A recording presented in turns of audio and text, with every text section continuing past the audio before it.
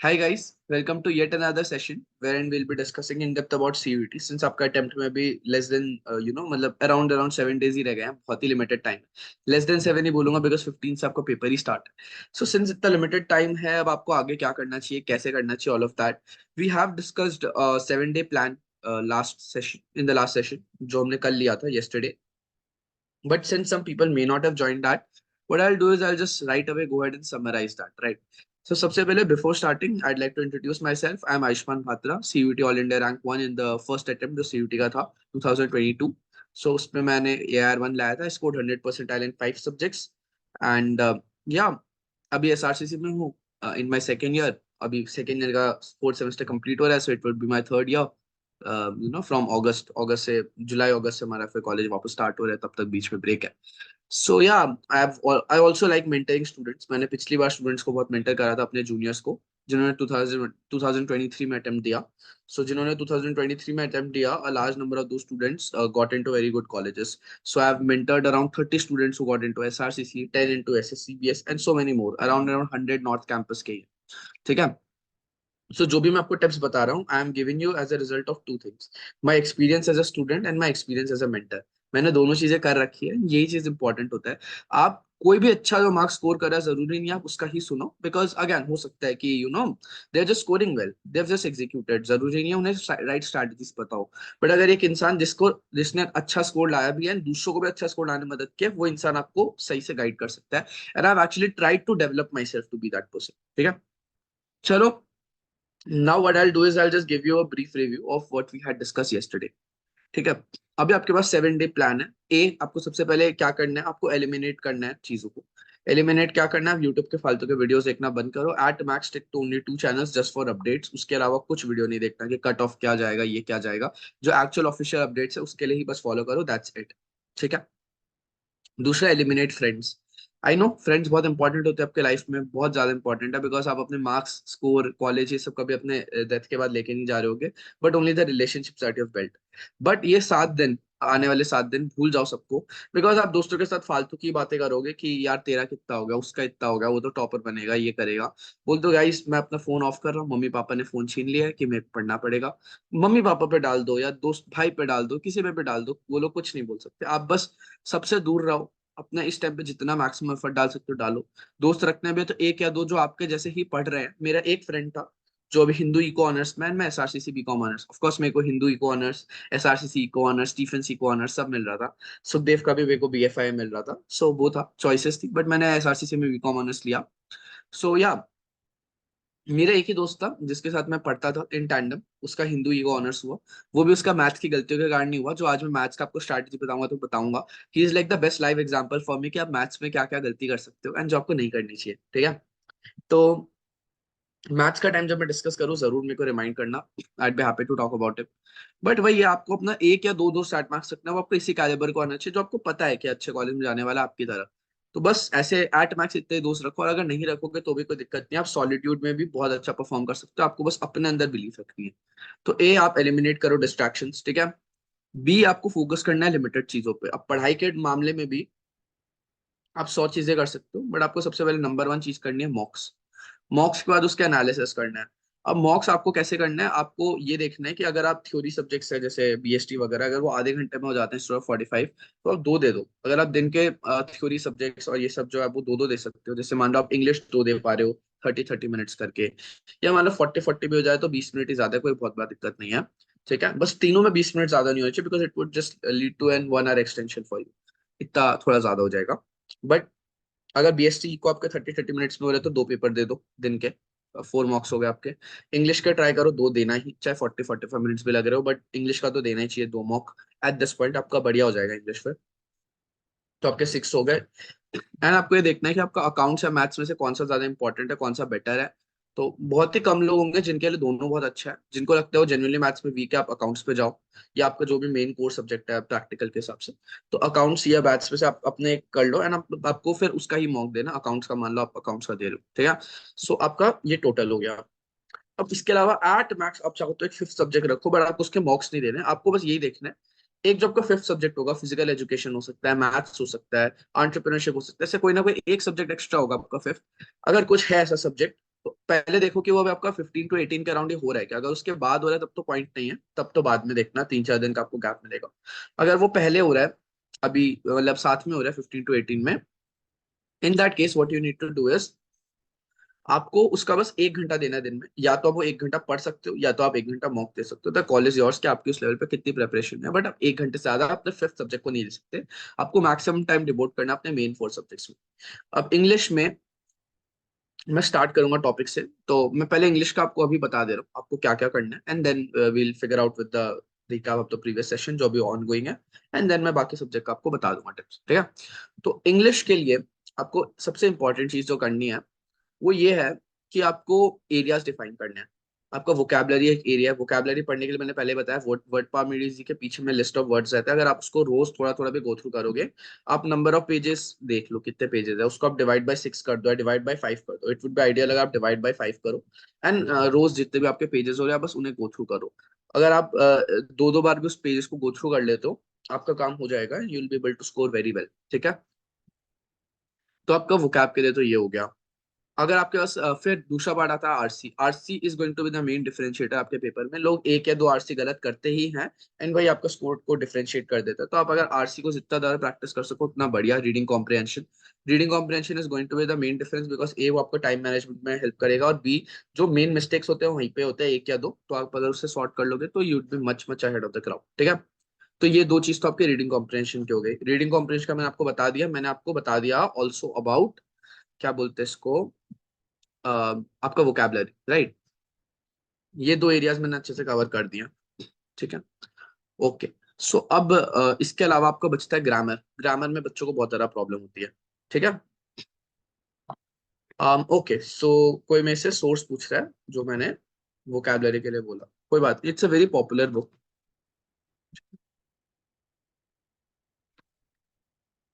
Word part,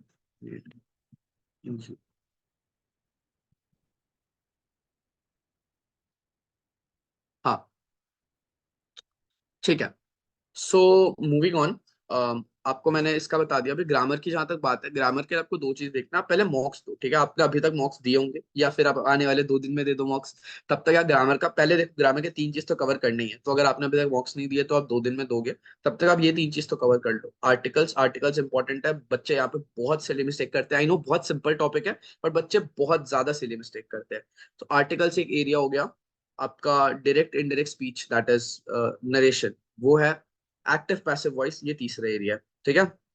maths का बताऊंगा, don't worry, मैं बता दूंगा, ठीक है। तो आपको active passive voice, direct indirect speech और आपका आर्टिकल्स, ये 3 एरिया आपको करने ही करने हैं, आपको प्रैक्टिस करनी है इनकी, बिकॉज ये थोड़े क्रूशियल होते हैं, इन पे क्वेश्चंस आते ही हैं, ठीक है। तो ये हो जाएगा आपका 3 एरिया, ठीक है। एंड उसके बाद आपको ये देखना है मॉक से एनालाइज करके कि आप क्या इंग्लिश के क्वेश्चंस कर पा रहे हो क्या without like let's say grammar. अगर आप अपना तुक्का लगाते हो या आप अपना इंट्यूशन को यूज करते हो, आपका जनरली इंग्लिश अच्छा है, तो हो सकता है आप इंट्यूशन यूज करके भी सही कर लो। प्रॉब्लम तब आती है जब आपका इंट्यूशन अच्छा नहीं होता है, तब दिक्कत हो जाती है, बिकॉज एट दैट पॉइंट फिर ऐसा लगता है कि आपने तुक्का भी लगाया, आपने यहाँ मेहनत भी करी, मतलब अगर आपको इंट्यूशन आपका वर्क नहीं करता तब आपको फिर फंडामेंटल्स पे जाना है। तो अगर आपका इंट्यूशन वर्क कर रहा है 90% ऑफ द टाइम, अगर आप तुक्का लगा रहे हो या आप सोच के अपना कर रहे हो कि मेरे हिसाब से ये आंसर होना चाहिए, वो सही आता है 90% ऑफ द टाइम। इसके लिए आप अलग अलग यूट्यूब चैनल जो लोग आपको इंग्लिश के क्वेश्चन प्रैक्टिस कराते हैं, आप उन्हें देख सकते हो, या अगर आपने कोई कोर्स ले रखा है जैसे आई क्वांटा के बहुत स्टूडेंट्स एनरोल्ड होंगे, तो उनमें तो आपको प्रैक्टिस होती है, तो आप उससे भी अपना आइडिया लगा सकते हो। बट मेन बात यही है, आपको देखना है कि आपके लिए इंट्यूशन वर्क करता है या नहीं। अगर इंट्यूशन वर्क करता है तो आपको फंडामेंटल ज्यादा देखने की जरूरत नहीं है। अगर इंट्यूशन वर्क नहीं करता है, तो आपको थोड़ा बहुत ये क्लॉजेस, फ्रेजेस और क्या नाम है इसका, जो आपके पार्ट्स ऑफ स्पीच होते हैं उनका थोड़ा बेसिक देखना पड़ेगा टू अंडरस्टैंड कि कौन सा क्या चीज होता है। तो तीसरा पार्ट हो गया आपका ग्रामर, ठीक है। फोर्थ, मैं ये मेन बहुत इंपॉर्टेंट बता रहा हूँ, यहाँ पे बच्चे बहुत ज्यादा बड़ी गलती करते हैं, जो है पोएटिक डिवाइसेस। आपका हो सकता है, जरूरी नहीं आपको आरसी आए, आपको पोएम की तरह भी आरसी दिया जा सकता है, तो उसमें मेजोरिटी आपको पोएटिक डिवाइसेस पूछेंगे, नहीं तो आपको स्टैंड अलोन क्वेश्चंस भी मिलते हैं पोएटिक डिवाइसेस के लिए। तो पोएटिक डिवाइसेस पढ़ना बहुत ज्यादा इंपॉर्टेंट है, just make sure you complete that, वो बहुत ज्यादा इंपॉर्टेंट है, ठीक है। पोएटिक डिवाइसेस को अच्छे से करना, ठीक है। बाकी जहां मैंने वोकैबलरी बोला तो उसमें मैं idiom phrases, one word substitution, ये सारी चीजों को इंक्लूड कर रहा हूँ। उसके लिए आपको शीट्स मिल जाते हैं, या तो आप ऑनलाइन देख सकते हो, नहीं तो iQuanta जैसे अगर आप कोचिंग में एनरोल होता है, या डेफिनेटली प्रोवाइडेड सच रिसोर्सेज क्या आप one word substitution, idiom phrases क्या कैसे कर सकते हो। अगर आपके पास नहीं है तो आप ऑनलाइन देखो, typically used idioms and phrases ऐसे करके, list of 100 common idioms and phrases, आपको कॉमन वाले पूछे जाएंगे, तो वो होगा। गौरव अगर आप मैथ का पूछे तो चिंता मत करो, हम कमिंग टू एवरी सब्जेक्ट ना, सो हो जाएगा। ठीक है। ग्रामर लेवल डिफिकल्ट लेवल हो गया, मॉडरेट मॉडरेट हो गया, मॉडरेट से ज्यादा नहीं जाएगा, बिकॉज आपको सोचना पड़ेगा ना। ये आईपी मैट नहीं है। यहाँ पे लोग विलेजेस से भी पेपर दे रहे हैं, अगर आप विलेजेस को शशि थरूर लेवल का इंग्लिश दोगे तो क्या कोई पॉइंट है क्या, मेरे को बताओ। वो लोग तो आंसर कर ही नहीं सकते। So if you are asking them such high level question जो कि आपको यूट्यूब पे ही नहीं मिल रहे हैं, जो कि आपको इंटरनेट पे ही नहीं मिल रहे हैं, आपको किताबों से पढ़ के करना पड़ेगा, तो those people can never have access to those books. At max what they can do is purchase NCERT. तो ये अनफेयर होगा ना उनके लिए, कि अगर आप ऐसे ही क्वेश्चन दे रहे हो जो वो आंसर कर ही नहीं सकते। हर टाइप का इंसान पेपर दे रहा है। ठीक है। सो इसीलिए मेरा जेन्युइन सजेशन ये रहेगा कि आप उस पर फोकस करो। ठीक है। क्या नाम है इसका, मॉडरेट लेवल पे, बहुत ज्यादा हाई आपको जाना नहीं। भैया जी ऑल सब्जेक्ट्स का बता दीजिए, मेन मेन टॉपिक। यस मैं सबका बता रहा हूँ यार, टाइम है। मैं आपको 10 मिनट में सब कंप्लीट कर दूंगा, डोंट वरी। सबसे ज्यादा इंग्लिश बच्चों के लिए प्रॉब्लम होता है, तो उसमें मैं ज्यादा टाइम ले रहा हूँ। ठीक है। तो इंग्लिश के लिए मैंने पोएटिक डिवाइसेस बता दिए। बाकी इडियम फ्रेजेस, फ्रेजल वर्ब्स बहुत इंपॉर्टेंट हो जाता है, ये सारे वोकैब के अंडर ही आता है, idioms and phrases, phrasal verbs, one word substitution. खैर मैं ये बोलूंगा, वन वर्ड सब्स्टिट्यूशन तो ठीक है, सिनोनिम एंटोनिम के लिए आपको अलग से प्रिपेयर करने की जरूरत नहीं है। अगर आप वर्ड्स के मीनिंग समझ जाते हो, जो आपके मीनिंग वाला रहता है, तो आप सॉर्ट कर लोगे उसका, आपको अलग से सिनोनिम एंटोनिम करने की जरूरत नहीं है। हम्म। ठीक है। एक सेकेंड, बस एक सेकेंड देना।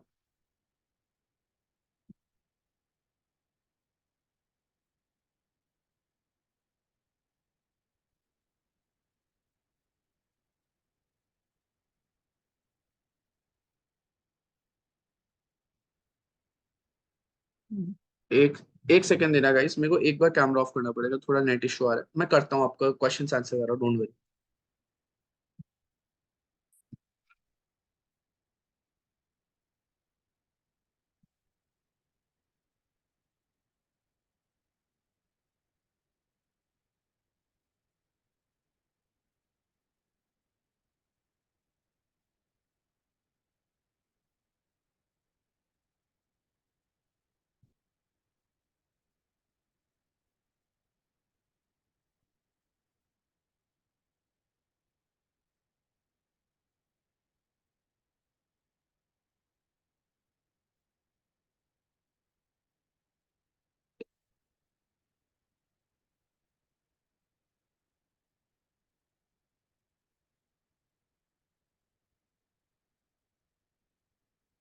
ओके गाइस, थोड़ा इंपॉर्टेंट चीज था।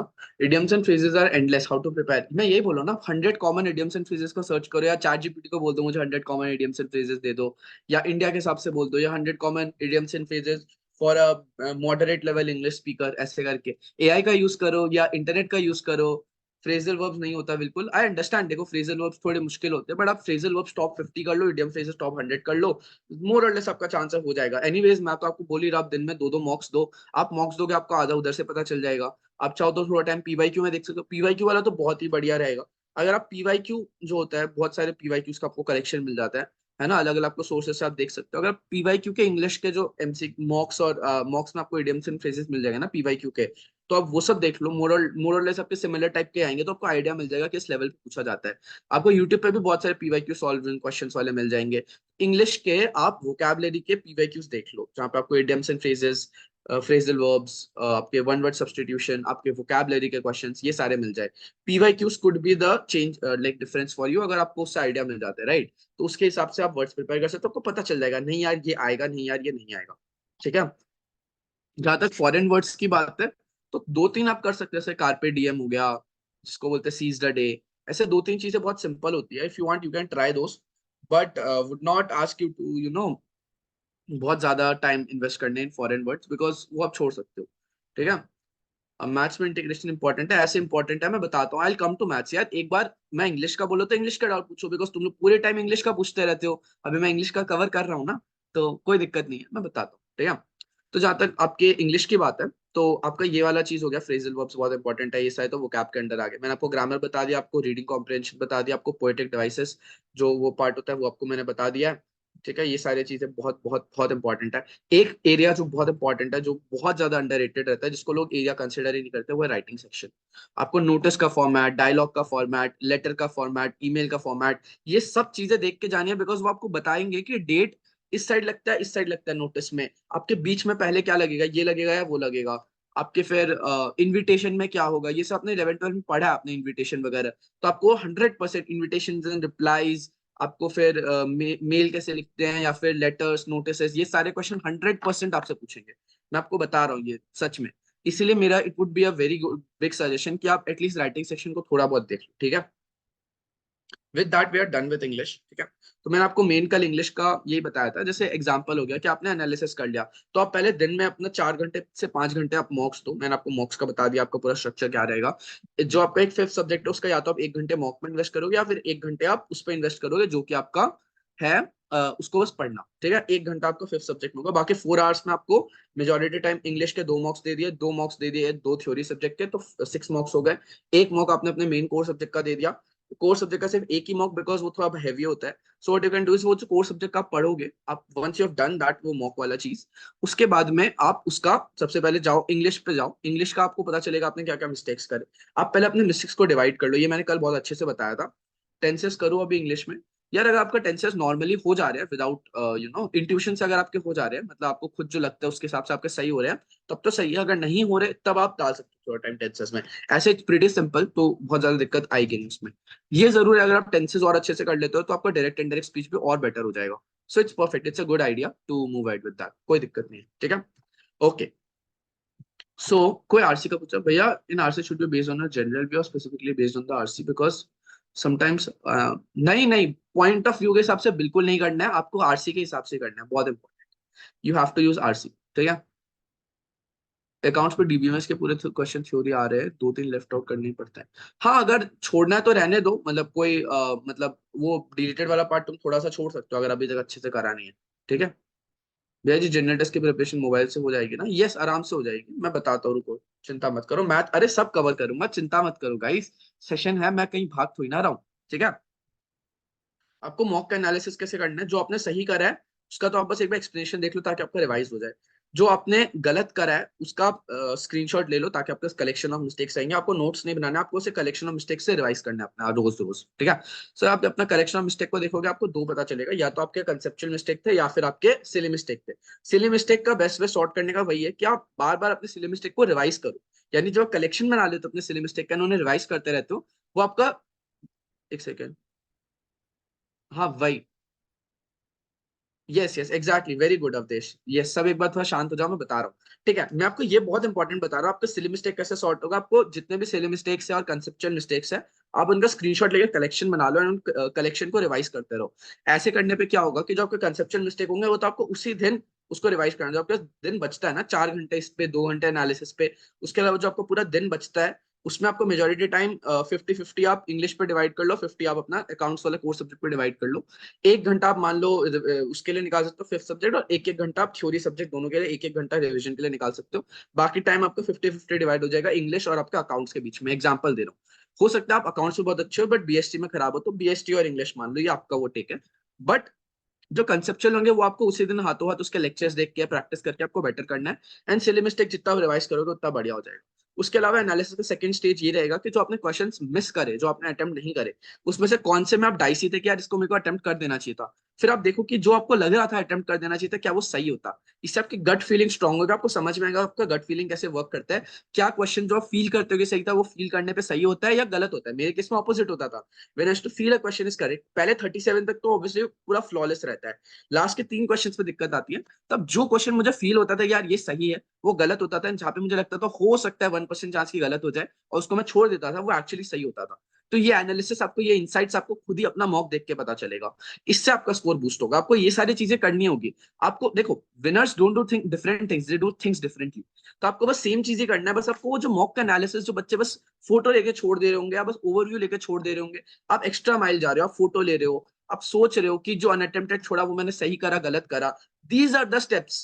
हाँ, जो मैं छोड़ता हूँ वो सही होता है, तो वही बात है ना, आपको बस ये मेक श्योर करना है फिर कि आप सही क्वेश्चन को छोड़ो, एंड जो आप छोड़ रहे हो उसको आपको अटेम्प्ट करना है। तो ये आपको जितना ज्यादा आप एनालिसिस करोगे, आपका बढ़िया होते जाएगा, ठीक है। बिकॉज मैं आपको गारंटी दे सकता हूँ, अगर एनटीए ने ये बोला था ना 50 क्वेश्चन सब अटेम्प्ट करो, उसमें से तुम्हारा बेस्ट ऑफ 40 देखा जाएगा, हर एक इंसान के 200 में 200 आ रहे होते, मैं बता सकता हूँ। ठीक है। I don't know why I'm always stuck in 182. 182 is a very good score. आपके मेन एग्जाम में 194 तक आराम से पहुंच जाएगा। आपको बस अपने मिस्टेक्स को देखना है, या तो वो कंसेप्चुअल होगा या फिर आपका वो सिली मिस्टेक होगा, उसको रिवाइज करते रहो, आपको मिस्टेक्स सही हो जाएंगे। ठीक है, कहीं पर आपको कंसेप्चुअल लग रहा है तो उस पर थोड़ा टाइम दे दो, but 182 is a good score. There are very good chances कि वो आपका थोड़ा बूस्ट होकर आपका हो जाएगा, एंड एसआरसीसी वगैरह would look very good, like possible रहेगा। अच्छे से थोड़ा और मेहनत करो, हम डेफिनेटली श्योर हो सकता है। ठीक है, चलो अब मूव एड करते हैं। मैंने आपको एनालिसिस का बता दिया आपको कैसे करना है। This is how your entire day should look like for the following days. अब चलो मैं आपको सब्जेक्ट्स का बता रहा था, इंग्लिश का ऑलरेडी कवर्ड। सब बच्चे बहुत ज्यादा मैथ्स का बोल रहे, तो लेट्स बिगिन विद मैथ्स। ठीक है, मैथ्स का मेरे दोस्त ने सबसे बड़ी गलती पता है क्या करी? उसके जो फर्स्ट 15 क्वेश्चंस होते हैं उसने 20 मिनट 25 मिनट उसने फर्स्ट 15 क्वेश्चंस में लगा दिए। आपको जो पेपर अटेम्प्ट स्ट्रैटेजी आपको राउंड्स में करना है, अलग अलग राउंड्स, अलग अलग राउंड्स में आपको कैसे करना है कि आप जब स्टार्ट करो तो पहले 15 क्वेश्चन में से आपके जितने बन रहे हैं, 5 बन रहे हैं, 7 बन रहे हैं, 3 बन रहे हैं, कोई बात नहीं, जितने बन रहे हैं उतने तुरंत कर लो। अब आपके दो टाइप के क्वेश्चन आप छोड़ रहोगे, वो ऐसे होंगे, एक जो आपको लगता है आपसे बन जाएंगे बट ज्यादा टाइम लेंगे, उनको भी छोड़ दो, और दूसरा जो आपको लगता है ये तो दिमाग के ऊपर से गया, उसको भी छोड़ दो। ये नहीं कि कंपलसरी है तो करना ही करना है, नहीं। उसके बाद आप 35 में से जो 25 करना है उस पर जाओ। उसमें से आपका हाईली चांसेस है कि आप 20 तो खुद ही कर लोगे, तुरंत 20 क्वेश्चन आपसे बन जाएंगे। आपको बस ये देखना है 5 कौन से करने हैं आउट ऑफ द रिमेनिंग क्या नाम है 15, वो आप थोड़ा एनालिसिस करके ढूंढ लो एंड देन उसको कर लो। ठीक है, हो जाएगा। उसके बाद आप जाओ अपने सेक्शन ए, यानी 15 में से जो आपके ऐसे क्वेश्चन थे जो आपको लग रहा था ज्यादा टाइम लेगा बट बन जाएगा, आप उन पे फोकस करो। जब भी आपको लग रहा है कि मैंने टाइम डाल रहा हूँ बट बन नहीं रहा, तो तुरंत उसको छोड़ दो। आप में ये एबिलिटी होनी चाहिए कि तुरंत छोड़ दो आप। ठीक है, यस, पीवाईक्यूज में कोई बोल रहा है इजी होता है कंपेयर टू मॉक्स, यार आपको हर टाइप के लिए प्रिपेयर्ड रहना है। एनटीए कभी भी बहुत डिफिकल्ट पेपर बना सकता है, मैं बताता हूँ क्यों। मुझे लगता है आपका कट ऑफ कम जाएगा इस बार। ठीक है, पहले पहले लिख दो, खुश हो जाओ सब लोग, ये लिख दो, या कुछ वो रिएक्ट अगर डाल सकते तो वो करो। जैसे मैंने लिख दिया रुको, ये मैंने ये लिख दिया, खुश हो जाओ, आपका कट ऑफ कम जाएगा, मैं बता रहा हूँ ऑनेस्टली, मैं बताऊंगा क्यों।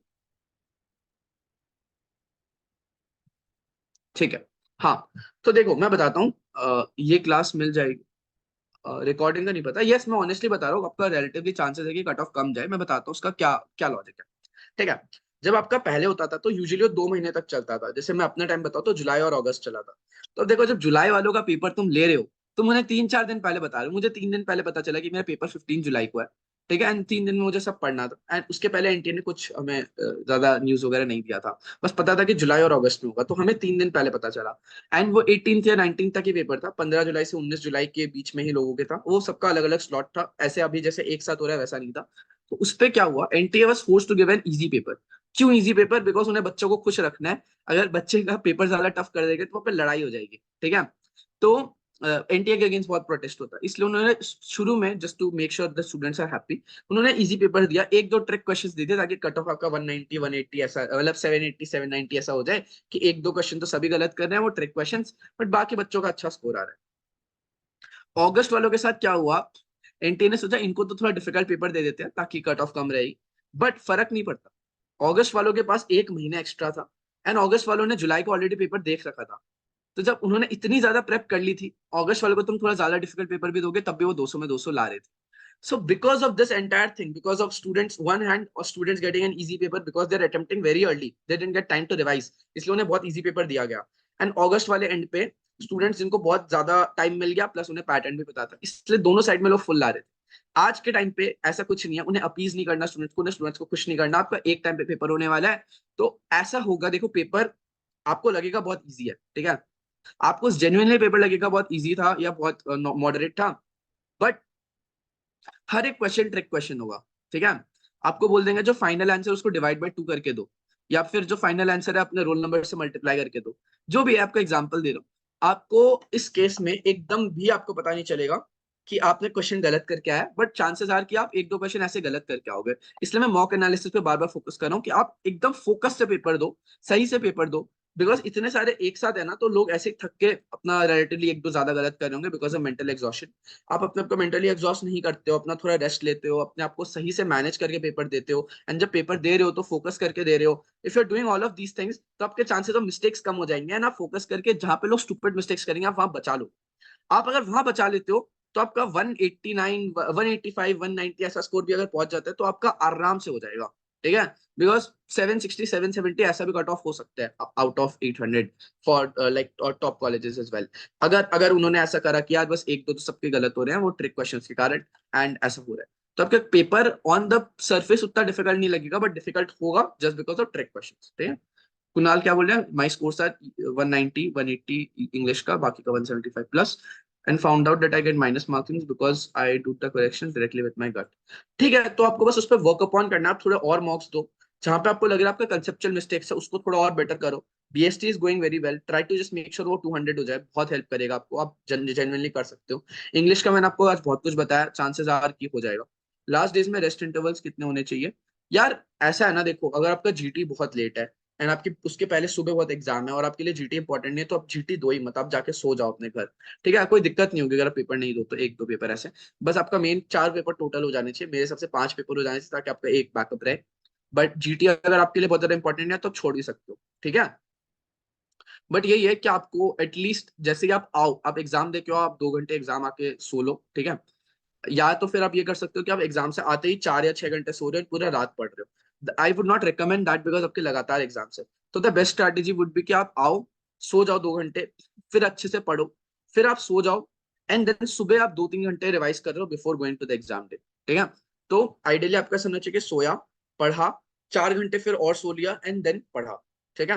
रिविजन किया बिफोर द मेन एग्जाम, इस तरीके से आपका रेस्ट इंटरवल्स होना चाहिए, ठीक है। मेरा सेंटर भोपाल है और मैं शाहदौल में रहता हूँ, तो अब मेरी सारी बुक नहीं कर रहे, कुछ बताओ ना। आप एनटीए को मेल कर सकते हो, यूजुअली ये चेंजेस तो नहीं होते हैं, आप एनटीए को मेल करके देख सकते हो, बिकॉज अब सबका एग्जाम एक साथ ही है तो आई डोंट थिंक ये चेंजेस होंगे। आपको वहां जाना पड़ेगा मोस्ट लाइकली, एंड मैं बोलूंगा एक बार अगर थोड़ा पैसे वगैरह लग रहे हैं तो आप कर लो वहाँ पे एक बार, एक दो दिन के लिए होटल बुक करके, बिकॉज एग्जाम तो बहुत इंपॉर्टेंट होता है ना। अब अगर ये एनटीए ने ये प्रॉब्लम किया तो आप या तो उनके मेल वगैरह करके देख सकते हो, अगर वो सॉर्ट नहीं हो रहा तो फिर आपको वहाँ पे जाना पड़ेगा मोस्ट लाइकली, ठीक है।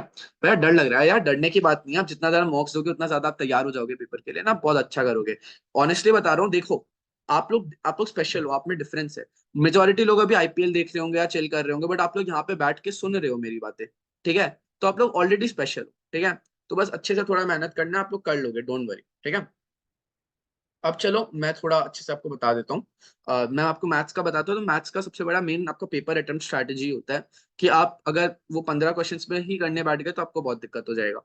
अब मैं आपको टॉपिक्स अगर मेन मेन बता दूं, मैं सबका आ रहा हूँ, ठीक है। मैथ्स का बता दूं, भैया एग्जाम स्किप कर सकते हैं क्या? यस, आप स्किप कर सकते हो if required exams. English and GT सिर्फ नहीं होगा, आपका कोई डोमेन तो होगा ही, देख सकते हो आपका डिजायर्ड कोर्स के लिए क्या सीन है, बट अगर ऐसा है तो आप हाँ बाकी स्किप कर सकते हो। I chose 6 but I am totally not prepared for eco. Yes you can skip it, आपको उसमें बस 0 आएगा इको में, बट आपका बाकी मेन ले लिया जाएगा तो कोई दिक्कत नहीं है। मैं यही तो कहना चाह रहा हूँ, अगर आपको स्किप वाला चीज पता हो तो आपका बहुत ज्यादा चांसेस है कि आप बेटर कर रहे होगे, राइट, ठीक है। ओके, अब मैं यार कट ऑफ उसके कास्ट के हिसाब से कट ऑफ नहीं बता पाऊंगा, it's very difficult to predict that. वो सिर्फ एक ही सिचुएशन पे रहता है कि आपके कास्ट वालों ने बाकी कैसे परफॉर्म किया है, तो आप अपने हिसाब से बेस्ट परफॉर्म करो, उतना ज्यादा चांसेस आपका बढ़िया होता है, ठीक है। मैं मैथ्स का बता रहा था, मैथ्स में कई क्वेश्चन मैक्सिमम टाइम लेते हैं, तो उसको सॉर्ट आउट कैसे करें। यार जो क्वेश्चन आपको बहुत ज्यादा टाइम ले रहा है उसको आपको लास्ट में करना है, अगर आप पहले इजी सी क्वेश्चन कर लोगे आपका कॉन्फिडेंस बढ़ जाएगा, एंड देन आपको पता रहेगा कि आपके पास कितना टाइम है ना, आप पर क्वेश्चन कितना टाइम इन्वेस्ट कर सकते हो, that is like the best वे। तो आप मॉक पे स्ट्रैटेजी अटेम्प्ट अप्लाई करके देखो, आपको धीरे धीरे आपको बेटर स्कोर्स दिख जाएंगे, ठीक है।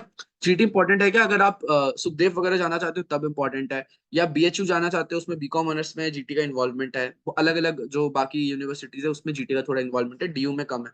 अगर आपका मेन टारगेट डीयू में BCom honours, eco honours, BA honours कुछ ना कुछ, या फिर बीएससी ऑनर्स कुछ ना कुछ ऐसा है, तो फिर आप छोड़ सकते हो। They are asking English and GT only, so can I skip any two of my domains? Yes, you can skip, but उतना ज्यादा मैं रिकमेंड नहीं करूंगा। आपका 4 ही अगर सब्जेक्ट्स है तो आप दे सकते हो डोमेन, देखो, बट आपकी कॉलेज इस चीज में आप स्किप तो कर सकते हो, आपका कोई वो होगा नहीं। आपने कहा से मॉक्स, जहां तक मॉक्स की बात है यार, तो देखो अभी एक आई क्वांटा का बहुत अच्छा मॉक है, बिकॉज आपको एनालिसिस उसमें साथ में मिल जाते हैं, तो आप डेफिनेटली देख सकते हो आई क्वांटा का। मैं आपको लिंक भी दे देता हूँ, एक सेकेंड, कहाँ हो गया, ये लिंक तो मैं बस पढ़ा था। देखो मैं बोलूंगा आपको जहां से भी देना है, मेन आपको ऑनलाइन मॉक्स देना चाहिए, ठीक है। ऑनलाइन मॉक्स इसलिए बिकॉज आपको 5 मिनट ज्यादा लगेगा। जब आप ऑनलाइन मॉक्स दोगे और साथ में आप ओएमआर ले लो, ओएमआर भी भरते रहो, ऑनलाइन मॉक्स भी कर लो, इससे आपको एनालिसिस में टाइम कम लगेगा बिकॉज आपको तुरंत अपने रिजल्ट साथ में मिल जाएंगे। एंड ओएमआर भरने आपको एक्स्ट्रा 5 मिनट्स लग रहा होगा, तो एग्जाम में आप 5 मिनट कम पेपर में कर रहे होगे। सो ये आपको टेक्निकली रेडी करेगा कि 45 मिनट का पेपर आप 40 मिनट्स में कर रहे हो। ठीक है, मैंने आपको आईकॉन्टा का मॉक टेस्ट का भी बता दिया। गुड है, बहुत अच्छा है, बिकॉज मेन चीज इसमें एनालिसिस बहुत अच्छा है। सो आप देख सकते हो एट दिस पॉइंट मैं ये बोलूंगा 1000-1500 इन्वेस्ट करने में आपको कुछ ज्यादा दिक्कत तो होनी नहीं चाहिए। बिकॉज अल्टीमेटली आप डिफरेंस जानते हो प्राइवेट की फीस एंड गवर्नमेंट की फीस में एंड प्लेसमेंट में भी। तो आई फील इन्वेस्ट करने में कोई बहुत बड़ा वो दिक्कत नहीं है। आप जितना ज्यादा मॉक्स दोगे उतना आपके लिए बढ़िया है। ठीक है, जीटी कंसिडर नहीं होता हिंदू एसआरसीसी में। हिंदू में बीए प्रोग्राम है उसमें कंसिडर होता है, बट आपका जो बीकॉम ऑनर्स है, इको ऑनर्स है, बीए ऑनर्स पॉल साइंस है, बीए ऑनर्स आपका हिस्ट्री है, ये सब में कंसिडर नहीं होता। बीएससी मैथ्स, बीएससी स्टैट्स, ये सब में भी नहीं होता। मेजोरिटी में आपका नहीं होता। हाँ, मैथ्स का इंपॉर्टेंट टॉपिक सबसे पहले तो मैं बोलूंगा एलपीपी कर लो, लीनियर प्रोग्रामिंग प्रॉब्लम्स। ठीक है, वो कर लो। आपका मेट्रिसेस डिटर्मिनेंट्स कर लो, रिलेशन फंक्शन कर लो, इनवर्स ट्रिग्नोमेट्री कर लो, ये सब बहुत ईजी है। ठीक है, उसके अलावा फिर आप कर सकते हो अपना डिफरेंशिएशन, कॉन्टिन्यूटी। कॉन्टिन्यूटी एक ऐसा पार्ट है जो बच्चे बहुत ज्यादा उसको नेग्लेक्ट करते हैं, बट कॉन्टिन्यूटी पे भी क्वेश्चन आते हैं, सिर्फ डिफरेंशिएशन पे नहीं। तो कॉन्टिन्यूटी भी आप कर सकते हो, आपको अच्छा उस पर रिजल्ट मिलेंगे। एंड उसके अलावा आप उसके बाद में आपका एरिया बचता है वेक्टर 3D और इंटीग्रेशन। इंटीग्रेशन अगर आपने अभी तक करा नहीं है तो रहने दो। ठीक है, बीएससी इंग्लिश नहीं होता, बीए ऑनर्स इंग्लिश होता है। अच्छा, फॉर बीएससी इंग्लिश क्या, यस इंग्लिश या कोई ना कोई लैंग्वेज तो कंपलसरी है। ज्यादा इंपॉर्टेंट टॉपिक्स की वापस बता देता हूँ। लीनियर प्रोग्रामिंग प्रॉब्लम सबसे पहले वो स्टार्ट करो, इट्स वेरी स्मॉल एंड आपको बहुत आराम से मार्क्स मिलेंगे। फिर मेट्रिसेस डिटर्मिनेंट्स करो। मेट्रिस डिटर्मिनेंट्स में मेट्रिसेस के आपको नॉर्मल चीजें पता चल जाएगी, एडजॉइंट कैसे बनाते हैं, ये सब कैसे करते हैं, सॉल्व कैसे करते हैं। सॉल्व वाला अच्छे से देखना बिकॉज केस स्टडी उस पर आ जाती है। डिटर्मिनेंट्स में प्रॉपर्टीज क्या होता है, आपके प्रॉपर्टीज आ रहे हैं या नहीं देख लो, बेसिक प्रॉपर्टीज आपको पता होनी चाहिए। फटाफट कैलकुलेट कैसे करते हैं डिटर्मिनेंट, वो आपको आना चाहिए। ठीक है, आपको एडजॉइंट ये सब के अलग अलग प्रॉपर्टीज होती है, वो सब आपको आना चाहिए। ठीक है, वो हो गया। मेट्रिसेस डिटर्मिनेंट्स कर लिया। उसके बाद आप आओ रिलेशन फंक्शन में, वो भी बहुत रिलेटिवली इजी टॉपिक है, उसमें बहुत थ्योरेटिकल क्वेश्चंस भी आ जाते हैं, तो आप वो करो। फिर आप इनवर्स ट्रिग्नोमेट्री करो, वो भी बहुत इजी टॉपिक है, आप अच्छे से आराम से कर पाओगे, कोई बहुत बड़ा दिक्कत आएगा नहीं उसमें।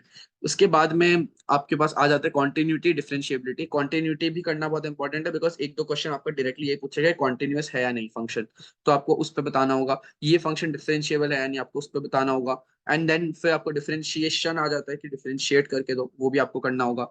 एप्लीकेशन और डेरिवेटिव्स भी आप देख सकते हो, बट इसमें एक केस स्टडी टाइप्स क्वेश्चन आ सकता है। तो मैं बोलूंगा एप्लीकेशन डेरिवेटिव्स आप थोड़ा बाद में कर सकते हो, टाइम मिलेगा तो ये अगर आप इतना कर लेते हो कॉन्टिन्यूटी डिफरेंशिएबिलिटी, तो उसके बाद में what you can do is vector 3D पकड़ लो। वेक्टर में तो आपको बहुत ही कम टाइम लगेगा, तो पहले आप वेक्टर कर लो। उसके बाद आप एप्लीकेशन और डेरिवेटिव्स खत्म करो, फिर आप 3D करो। ठीक है, एंड इंटीग्रेशन तो अगर आपने अभी तक छुआ नहीं है या आपने कम छुआ है तो आप रहने दे सकते हो। Integration A Y, application of integrals, और एक और कुछ है डिफरेंशियल इक्वेशंस, ये तीनों लिंक्ड है, बट अच्छा खासा टफ है। अगर आपको नॉर्मल इंटीग्रेशन नहीं आता तो फिर वो नहीं हो पाएगा। बट अराउंड अराउंड आपके 5 से 6 8 क्वेश्चन ही आ रहे होंगे इसके। तो अगर आप बाकी भी अच्छे से करते हो तो हो जाएगा आपका। आपका स्टिल 35 क्वेश्चन अटेम्प्ट हो सकता है। एंड 35 में आपका मैथ्स में it's a very good score because आप टाइम मैनेज अच्छे से कर पाओगे। ठीक है, probability is also one of the topics जो आप स्टार्ट में कर सकते हो। लाइक एलपीपी के बाद में आप प्रोबेबिलिटी कर लो, फिर मेट्रिसेस पे जाओ। Probability is also very easy and आप जरूर ला सकते हो बिकॉज इसमें तो केस बेस्ड क्वेश्चन आ जाते हैं। एक लंबा सा केस दे दिया, आपको 4 या 5 क्वेश्चन दे दिए।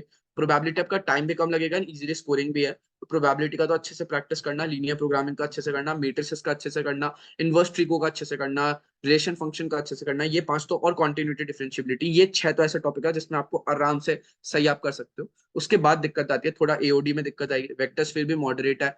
फिर आपका यार वॉइस तो सही आ रही है, अगर कोई और लिखना चाहता है तो वो लिख देगा टॉपिक का, बट मैंने तो सही सही बोला है। आई आई थिंक आवाज सबको सही आ रही है। ठीक है, एओडी आप फिर कर सकते हो। आपका वेक्टर्स फिर भी मॉडरेट है, वो हो जाएगा। थोड़ा मीडियम डिफिकल्ट मैं बोलूंगा आपका एप्लीकेशन और डेरिवेटिव्स और 3D ज्योमेट्री। और इसके बाद में हाई डिफिकल्ट आपका आ जाता है, क्या नाम है इसका। वॉइस लो तो नहीं यार, अच्छे से बोल तो रहा हूँ, सबको सुनाई भी दे रहा है। आई डोंट थिंक इतना ज्यादा दिक्कत आ रही है। लाउड एंड क्लियर, हाँ वही। ठीक है, बाकी मैं बोलूंगा अगर किसी ने इंटीग्रेशन अच्छे से अभी तक नहीं कर रखा है, तब रहने दो। इस बार का एग्जाम कंपटीशन लेवल क्या रहेगा, टफ। देखो पेपर आपको लगेगा कि मॉडरेट टू इजी है, बट उसमें थोड़े ट्रिक क्वेश्चंस होंगे एंड आपको ये मेक श्योर करना है कि आप ज्यादा से ज्यादा अटेम्प्ट करो। अगर इस पॉइंट पे आप 35-38 क्वेश्चंस भी सही कर देते हो, that is a hell of a lot better than attempting all questions and getting many wrong. या फिर सब कुछ पढ़ना है एंड देन कंफ्यूज होना। तो आप सब कुछ पढ़ने पे फोकस मत करो, आप जितना बेस्ट पढ़ सकते हो उतना पढ़ो। तो जैसे अगर कोई इंटीग्रेशन पूरा ही छोड़ रहा है, अगर मान लो आप इंटीग्रेशन तक कर सकते हो, आपका एप्लीकेशन ऑफ इंटीग्रल्स नहीं हो रहा एंड डिफरेंशियल इक्वेशन नहीं हो रहा, कोई बहुत बड़ा दिक्कत नहीं है, इट्स ओके। ठीक है, because why am I saying that, because आपको फोकस करना है कि आपके 35 क्वेश्चंस मैथ में सही हो जाए, बाकी में आपको फोकस करना है कि 38 से 39 क्वेश्चन सही हो जाए। This should be your target, ठीक है। चलो अब मैं बाकी का बता देता हूँ। मैंने इंग्लिश बता दिया, मैथ्स बता दिया। अकाउंट्स के लिए देखो, आपका बीकॉम प्रोग्राम के लिए जीटी इंपॉर्टेंट है। बीकॉम प्रोग्राम में आपको जीटी का ऑप्शन मिलता है, या तो you can go with one domain language plus GT, या फिर you can go with language plus 3 domain. तो आपका चॉइस है, ठीक है। अकाउंट्स का थ्योरी के लिए आपको एनसीईआरटी पढ़ना है 100%। कोई चीज आप नहीं कर सकते हो इसको इग्नोर। आपको एनसीईआरटी पढ़ना ही पड़ेगा फॉर अकाउंट्स थ्योरी, बहुत इंपॉर्टेंट है। एंड आपको ऐसे ऐसे पढ़ना है कि आपको ओवरऑल बहुत सारी चीजें आती होगी। अगर आपने डीके वगैरह से पढ़ा, कोई दिक्कत नहीं है।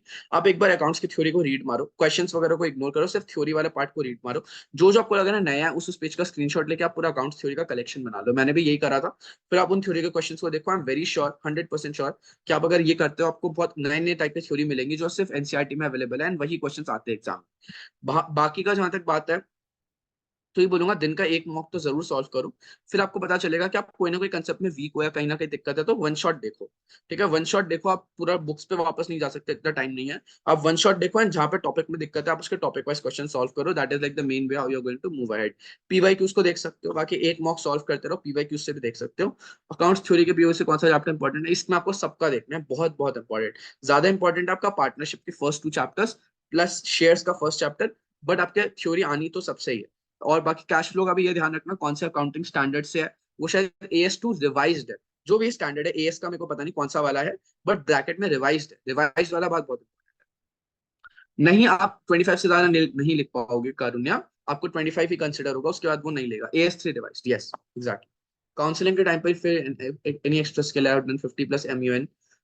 इसमें आपका वो होता है, क्या नाम है इसका, ECA बेस्ड कोटा होता है, एक्स्ट्रा करिकुलर। तो आप उस पर भी अप्लाई कर सकते हो। आपका एक तो सोलली बेस्ड ऑन मेरिट होता है ना, एक सोलली बेस्ड ऑन ECA रहता है। तो आप ECA वाला एप्लीकेशन पे कर सकते हो, नेट पे सर्च करना आपको मिल जाएगा। अकाउंट्स बता दिया। BST के लिए आपका मेन चीज सिर्फ यही करना, आपको सिर्फ एनसीईआरटी पढ़नी है और कुछ नहीं करना। कोई भी गाइड बुक को रेफर मत करो, कुछ भी मत करो। अगर आप सिर्फ BST का एनसीईआरटी भी पढ़ लेते हो, आपका हो जाएगा। यार फिजिक्स का, I have not been a student for physics, इसलिए I do not know much. But from what I have heard from my friends, even for the entirety of PCB, biology is more focused around NCERT, and physics and chemistry have to look at the theory for NCERT, and you have to solve just one book. Let's say for example physics का जैसे HC Verma है, chemistry के लिए भी I am sure there must be one book, otherwise you can refer mocks plus PYQ, but you have to refer these resources, right? When I read NCERT, it's easier to understand, but I tend to forget the question. उसके लिए आपको लिख लिख के practice करना होगा। लिख लिख के प्रैक्टिस करोगे तब आपका बढ़िया से हो जाएगा, ठीक है। बाकी चलो BST का मैं आपको बता रहा हूँ। सिर्फ मतलब मेन आपका वही रहेगा। एक सेकंड भैया, बस लैंग्वेज ये GT नहीं, 3 डोमेन्स बस है। तो कोई, यार लैंग्वेज, लैंग्वेज तो आपका एक होना पड़ेगा। आपका एक लैंग्वेज होना पड़ेगा और 3 डोमेन होना पड़ेगा। GT नहीं भी है तो चलेगा। LP के ऊपर कुछ मैथ के जो टॉपिक बताए थे, ठीक है, मैं मैथ का टॉपिक एक बार वापस लिख देता हूँ। तब तक मैं इकोनॉमिक्स का बता देता हूँ। इकोनॉमिक्स के लिए आपको एनसीईआरटी करना है फॉर इंडियन इकोनॉमिक डेवलपमेंट, ठीक है। एक सेकंड रुको, मैं टॉपिक्स लिख देता हूँ तब तक। पहले टॉपिक्स लिख देता हूँ। आपका LPP, GT आऊंगा, GT लास्ट में बताऊंगा। 2 मिनट रुक जाओ बस, अभी इकोनॉमिक्स खत्म करते फिर GT पे आना है। LPP प्रोबेबिलिटी मेट्रिसेस,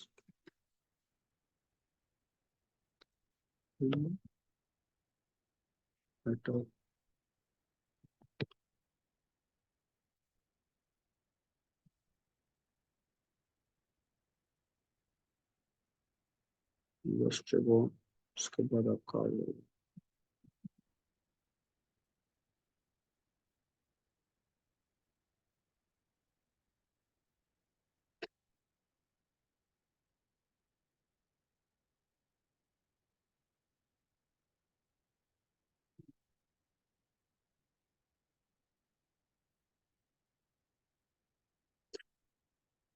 ये आपका ओवरऑल सीक्वेंस रहेगा। इसके बाद मैंने ऑब्वियसली कवर नहीं करा है इसमें आपका integration, application of integration and differential equation. तो अगर आपको वो करना है तो just start with integration, then application of integrals, and then आपका क्या नाम है उसका, लास्ट में डिफरेंशियल इक्वेशंस, ठीक है। ओके। अब मैं और क्वेश्चन यार नहीं ले पाऊंगा, बहुत सारे ले लिया अभी, मैं बस एक बार टॉपिक वाइज कंप्लीट कर देता हूँ। We have already taken a session for 45 minutes. बस 5 मिनट में मैं आपको मेन मेन जीटी और इकोनॉमिक्स का बता देता हूँ। इको के लिए देखो, आपको आईडी के लिए एनसीईआरटी ही पढ़ना है। अभी तक आपने नहीं पढ़ा तब मैं समझ पा रहा हूँ, बट एक बार एटलीस्ट हो सके तो रीड ले लो एनसीईआरटी का, ऑनलाइन डाउनलोड करके। But ID really helps Indian, NCERT really help for ID. But आप देख सकते हो अगर आपने अभी तक क्या करे। 5 डेज में आपको अपना स्ट्रैटेजी चेंज करने नहीं बोलूंगा। For macro micro Sandeep Garg वगैरह इज गुड। तो उसके लिए आपको एनसीईआरटी एकदम भी टच नहीं करनी, टेंशन मत लो। ठीक है। बट आपको मेन उसकी तैयारी ऐसे करनी है कि आप जो संदीप गर्ग या जो भी आप अपना बुक फॉलो करो, उसके आप प्रैक्टिकल क्वेश्चन सारे उठा लो आपके फर्स्ट 2 चैप्टर्स के। That is your national income and आपका अग्रीगेट डिमांड, बहुत इंपॉर्टेंट है फर्स्ट 2 यूनिट्स के। एंड बाकी का आप कंसेप्चुअली समझ सकते हो वन शॉट देख के, बाकी 3 यूनिट्स जहां तक आपकी उसकी बात है। माइक्रो का भी आपको बस मोस्टली एक बार एनसीआर जो आपका एनसीआरटी नहीं है, आपका गाइड बुक होगा उसको रीड कर सकते हो, या फिर आप वन शॉट फॉलो कर सकते हो। इस पे मोस्टली कंसेप्चुअल होता है। तो डेट्स वाले क्वेश्चंस इशू आ रहा है, तो आपको बैठ के सारे डेट्स लिखने होंगे ना, आपको उसके हिसाब से देखना होगा। मैंने कल भी बताया था, जैसे सुएज कैनाल 1869 होता है, ईयर ऑफ ग्रेट डिवाइड 1921 होता है, आपके जो रेवोल्यूशन हुए थे चाइना में 1978, तो पाकिस्तान में 1988, इंडिया में 1991। ये सब मुझे याद है, मैंने कुछ नहीं करा था। मेरे को सेन इंडेक्स का भी कुछ ना कुछ याद है। तो वही चीज है आपको, मतलब जहां तक इसमें मेन बात है वो आप आराम से कर सकते हो। आपको बस सारे डेट्स लिखने हैं, आपको उसको थोड़ा लॉजिकल कुछ बनाना है कि किस तरीके से आप उसको याद करोगे। सबका अलग अलग टेक्निक्स होता है, आप आराम से कर लोगे, कोई बहुत बड़ी दिक्कत नहीं है। इंपॉर्टेंट टॉपिक्स इकोनॉमिक्स बोल के कुछ नहीं है, आपको सभी करना पड़ेगा। आपका सीक्वेंस होना चाहिए, पहले आप 1 and 2 यूनिट से स्टार्ट करो, नेशनल इनकम एंड आपका aggregate demand. Then you move to micro economics, and then last के 2 दिन में आप वन शॉट देख सकते हो कंसेप्ट के लिए, remaining units for macro economics. Because वो बहुत ही सिंपल है, बाकी 3 यूनिट्स आपको बस उसका कंसेप्ट समझना है। आप कंसेप्ट समझ लोगे तो आप कर लोगे, एंड आपको पैरेलली इंडियन इकोनॉमिक डेवलपमेंट अच्छे से साथ साथ में रीड करते चलना है। ये आप कर लोगे तो आपका हो जाएगा। ठीक है।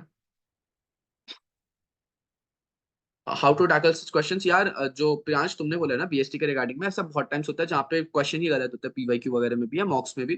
तो don't worry about such question, ऐसे इंस्टेंसेस बहुत कम होंगे, एग्जाम में होंगे जो definitely do attempt that question. अगर तुम्हें लग रहा है कि तुमसे 38 या 39 ही हुआ है, and the one of the ones that is left is that question, तो उसे जरूर अटेम्प्ट करो, बिकॉज अगर वो गलत हुआ तो आपको उसके फ्री के नंबर मिलेंगे, पूरे नंबर आपको मिल जाएंगे। Can I skip NPN accounts? ऐसे तो मैं रिकमेंड नहीं करता, बट अब सिंस बहुत ही लिमिटेड टाइम है, आप स्किप कर दो यार। Honestly you can not have that much time कि अभी कर पाओगे। जो ऑलरेडी कर रखा है उसको अच्छे से करो। मेरे एक दोस्त ने जनरल टेस्ट स्किप कर दिया था, उसको कोई प्रॉब्लम नहीं आई थी, जनरल टेस्ट उसने स्किप कर दिया था। और एज सच स्किप करने से कोई बहुत बड़ी दिक्कत नहीं आती। ओरिजिनल सीयूटी पीवाई क्यू आपको टेलीग्राम वगैरह पे आपको अलग अलग चैनल्स पे आपको मिल जाएंगे, वो आपको ऐसे रैंडमली मिलते हैं। आपको वेबसाइट में जाके भी मिल जाएगा, उसके लिए आपको नेट पे सर्च करना होगा, बट ऐसे बहुत लिमिटेड ही मिलते हैं वेबसाइट पे। बाकी तो आपको टेलीग्राम वगैरह से लोगों के शीट्स मिल जाते हैं। अब जीटी का मैं बता देता हूँ। जीटी के आपको क्वांट्स के लिए आपके जो टाइम स्पीड एंड डिस्टेंस है, एवरेज एलिगेशन है, परसेंटेजेस है, ये सारे जो टॉपिक्स है, work work work and work related जो होता है वो सब चीजें, ये सारे इंपॉर्टेंट टॉपिक्स है। इसके लिए आपको यही करना है, आप यूट्यूब पे आप पहले देखो, सबसे पहले फिगर आउट करो पीवाईक्यूज देख के क्या क्या इंपॉर्टेंट टॉपिक्स है। या फिर आपको कोई ना कोई वीडियो मिल जाएगा जहाँ पे आपको पता चलेगा जनरल टेस्ट के इंपॉर्टेंट टॉपिक्स क्या है। ठीक है। आपको जब जनरल टेस्ट के इंपॉर्टेंट टॉपिक्स पता चल जाए, तो आप एक अपने से 5 डे प्लान बना लो कि ओके इस दिन मैं ये टॉपिक देखूंगा, उस दिन मैं ये टॉपिक देखूंगा। अब आपको टॉपिक कैसे देखने हैं, अगर आपके कोचिंग होगी तो आप वो टॉपिक का वीडियो देख लो। नहीं तो what you can do is आप उस पर्टिकुलर टॉपिक को, जनरल टेस्ट मत लिखो, सीयूटी मत लिखो नेट पे, आप यूट्यूब पे जाओ, उस टॉपिक का नाम लिखो, मान लो averages and alligations, averages and alligations entrance exam playlist. ठीक है। उसके बाद आपको 3 प्लेलिस्ट मिलेगी, बहुत सारे मिलेंगे, बट वो टॉप 3 प्लेलिस्ट जो है, आप तीनों के फर्स्ट वीडियो देखो। जिस टीचर से आपको अच्छा लगा आप उसका पूरा प्लेलिस्ट देख लो। इससे आपको हर जो टॉपिक है उसके आपको अलग अलग बेस्ट टीचर मिल जाएंगे। थोड़ा सा एक्स्ट्रा टाइम लगेगा, but this is going to make sure, जो आप वो एक एक वीडियो भी देख लो और प्लेस का उसको 2x करके देख लो, आपको ज्यादा टाइम नहीं लगेगा to figure out who is a good teacher, कौन सा वाला आपको सही लग रहा है। पर आपको अलग अलग टॉपिक अच्छे अच्छे अलग अलग टीचर पढ़ा देंगे, उससे आपका यूट्यूब से आपका क्वांट्स का वो सॉर्ट हो जाएगा। सिमिलरली विद एलआर के आपको अलग अलग वो टॉपिक्स होते हैं, या तो आप यूट्यूब से ढूंढ सकते हो आपके टॉपिक्स क्या है, या फिर आप पीवाईक्यू का एनालिसिस का वीडियो देख सकते हो, उससे आपको पता चलेगा टॉपिक्स क्या है, या फिर आप पीवाईक्यू को खुद देख सकते हो, आपको पता चलेगा टॉपिक्स क्या है। एंड इस चीज से आपका एलआर का आपको टॉपिक्स मिल जाएंगे, टॉपिक्स मिलेंगे, टॉपिक्स आप सर्च करो। एलआर का टॉपिक का नाम मान low blood relations entrance exam playlist. फिर आपको 3 प्लेलिस्ट मिलेंगे टॉप 3, तो आप उसके सबके फर्स्ट वीडियो देखो। एंड फर्स्ट वीडियो देखने के बाद में आपको पता चल जाएगा कि ठीक है कौन से के साथ मूव हेड करना है। एंड या फिर उसका लेक्चर देख लो, that is like the best way. Good number of attempts in GT यार। मैं जीटी का तुम्हें आगे एक नेक्स्ट जो सेशन देंगे उसमें आपको स्ट्रैटेजी बताऊंगा। आपको सारे क्वेश्चन अटेम्प्ट करने हैं 60 के 60। आपसे अगर 40 भी हो रहे, बाकी 20 तुक्का लगाना है, थोड़ा कैलकुलेटिव तुक्का लगाना है, बट लगाना है, मैं बताऊंगा क्यों। ठीक है। विल टॉक अबाउट दैट कल। बाकी जहाँ तक करंट अफेयर्स की बात है, आपको करंट अफेयर्स के लिए वही आपको लास्ट के 9 मंथ्स के रिपोर्ट्स डाउनलोड करने हैं। आप बैंकर्स अड्डा करके मैंने कहीं देखा था, उस पे रिपोर्ट्स आ जाती है हर महीने की एक एक, आप वो देख सकते हो। नहीं तो आपको टेलीग्राम पे भी बहुत सारे मिल जाते हैं। नहीं तो what you can do is आप यूट्यूब पे सर्च करो सितंबर के करंट अफेयर्स वन शॉट, ऐसे करके आपको एक महीने का पूरा 2 घंटे या 3 घंटे में पूरा बता देंगे। तो आप उसके नोट्स बना लो एंड ऐसे करके आपका 9 मंथ्स का एक साथ ही हो जाएगा जल्दी। शिफ्ट ब्रेक में क्या करें, शिफ्ट ब्रेक में आप अपने जो भी मॉक्स के आपने मिस्टेक के स्क्रीनशॉट लिए थे ना, उसका करेक्शन बना लो, उसको अभी से रिवाइज करना स्टार्ट कर दो। एंड उस दिन आपको, अगर आप अभी से रिवाइज करना स्टार्ट कर दोगे तो उस दिन क्या होगा, आपको रिवाइज करने में 1 घंटे से कम ही लगेगा। तो आप 1 घंटे में अपने सारे मिस्टेक्स को रिवाइज कर पाओगे and you'd be very confident कि मैंने अपने सारे गलतियों को देख लिया है, तो अब मेरे और एग्जाम में जाके तो गलती नहीं होगी। ये बहुत इंपॉर्टेंट है, ठीक है। चलो फिर, आज का तो बहुत ही लंबा सेशन हो गया, मेरी थोड़ी तबीयत ठीक नहीं है, बट जैसे जैसे इसको सॉर्ट किया है, कंप्लीट किया है, आई होप तुम लोग को अच्छा लगा। अब मैं फिर क्या करूंगा, मैसेज डालूंगा ग्रुप में, I hope you like the session. तुम लोग चाहो अच्छा लगा तो हार्ट वगैरह कर देना, ठीक है। यूट्यूब चैनल में बता रहा हूँ ना, स्पेसिफिक नहीं बताऊंगा बिकॉज सेंस नहीं बनाता है। आपको अलग अलग टॉपिक के लिए अलग अलग यूट्यूब चैनल सर्च करना है। मैं आपको पूरा प्रोसेस बता दिया कैसे आपको सर्च करना है, that is like the best way to go head. उससे आपको पर्सनलाइज मिल जाएगा, ठीक है। Thank you so much guys for your kind words. With that I take your leave and अपन कनेक्ट करते हैं कल या परसों जल्दी, ठीक है। Okay bye guys.